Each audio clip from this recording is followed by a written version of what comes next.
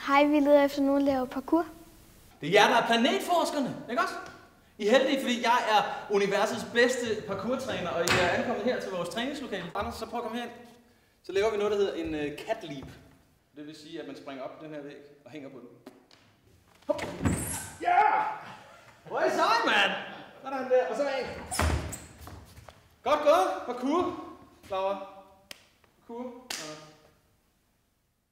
Nu har I prøvet noget selv, men vi har jo øvet os i lidt længere tid, så jeg har kaldt på nogle af mine venner, som gerne vil, som de kan lige vise jer, hvordan det skal se ud, når det kører, ikke også? Så jeg skynder mig ud, og så kommer de, okay?